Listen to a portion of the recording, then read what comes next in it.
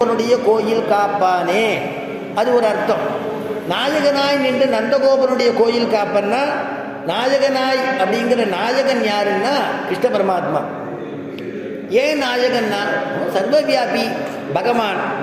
சுவாமி நம்மாழ்வார் சாதிக்கிற நாயகன் முடிவேவுலகுக்கும் நாதன் வேதமயன், எல்லா உலகுக்கும் நாயகன் ஒருவன் தான். அவனே அகல் ஞானமுண்டு மிழ்ந்தான், அவனே அகுதுண்டு மிழ்ந்தான் அளந்தான், அவனே அவனும் அவனும் அவனும் அவனே மற்றெல்லாமும் அறிந்தனமே. ஆச்சரியமான ஒரு விஷயமா இருக்கு. அவனே எல்லாம் இருக்கக்கூடிய நாயகன் யாருன்னா பரமாத்மா.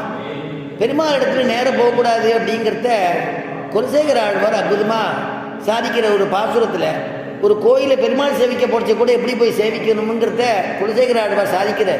கோலாந்த நெடுஞ்சார்கம் கூணர் சங்கம் கொளையாழி கொடுந்துண்டு கொற்ற உள்வாள் காலாந்த கதி கருடன் என்னும் வென்றி கடும்பறவை இவை அனைத்தும் புறஞ்சூழ் காப்ப.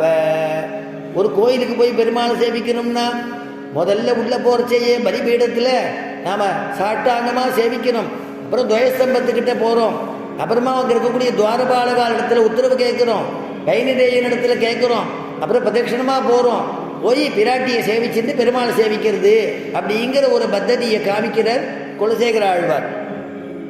அப்ப பெருமாள் இடத்துல போறதுக்கு ஏன் ஆச்சாரியன் வேணும்? அதுக்கு ஆச்சரியமா ஒரு பாசுரத்துல விஷயம் அனுகிரகிக்கிறார். செந்தழலே வந்து அடலை செய்திடினும், செந்தழலே வந்து அடலை செய்திடினும் செங்கமலம் அந்தரம் சேர் வெங்கதிரோர் கல்லால் அலராவால். ஆச்சரியமான தாமரை, தாமரை புஷ்பிக்கணும், தாமரை மலரணும்னா எதை வச்சு மலருதுன்னா சூரியனுடையதான கிரணம் அந்த கதிர் பட்டுதுன்னா தாமரை கொல்லுன்னு புஷ்பிக்கிறது இல்லையா? அப்போ இந்த தாமரை மலர்றதுக்கு சூரியனுடைய அந்த கிரணம் அதனுடையதான கதிர்கள் வேணும். சரி, தாமரை எங்க இருக்கு? தடாகத்தில் இருக்கு.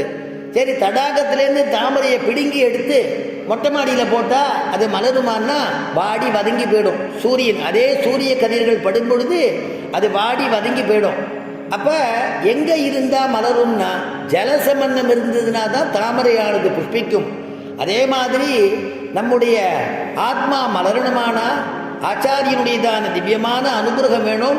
ஆச்சாரியன் மூலமா சரணாகதி பண்ணிக்கணும். சரணாகதி பண்ணிட்ட பிறகுதான் ஆச்சாரியன் நமக்கு அனுகிரகம் பண்ணுவார். என்ன அனுகிரகம் பண்ணுவார்னு சுவாமி தேசிகன் பிரார்த்திக்கிற பெருமாள் இடத்துல கேட்கும் பொழுது, மண்ணிருளாய் நின்ற நிலை எனக்கு தீர்த்தே வானவர்தம் வாழ்ச்சி தர வரித்தேன் உன்னை இன்னருளால் இனி எனக்கோர் பரம் ஏற்றாமல் என் திருமால் அடைக்கலம் கொள் என்னை நீயே. மண்ணிருளாய், இந்த அஞ்ஞானம் சம்பந்தமான இந்த உலகம் எனக்கு வேண்டாம். அதனால இந்த உலகம் இல்லாதபடிக்கு மண்ணிருளாய் நின்ற நிலை எனக்கு தீர்த்து வானவர்தம் வாழ்ச்சி தர வரித்தேன் உன்னை. வைகுண்டத்தில் இருக்கக்கூடிய நித்திசூரிகள் போல நம்ம வாழணுமே, அந்த வாழ்ச்சி எனக்கு தந்துருளை வேணும்னு பிரார்த்திக்கிறார் இல்லையா? அதுக்கெல்லாம் ஆச்சாரியனுடைய அனுகிரகம் இருந்தால் தான் முடியும். அதனால தான் எனக்கு ஒன்றும் சக்தி இல்லைன்னு ஆச்சாரியன் எப்படி நமக்கு ஆளவந்தார் சொல்லும் பொழுது, நதர்மனிஷ்டோஸ்மி நஜாத்மவேதி ந பக்திமான். நதர்மனிஷ்டோஸ்மி, நான் கர்மயோகம் பண்ண முடியாது. நச்சாத்மவேதி, நான் தியானம் பண்ணி ஒன்று அடையலான்னா மனசு ஒரு இடத்துல நிற்க மாட்டேங்கிறது.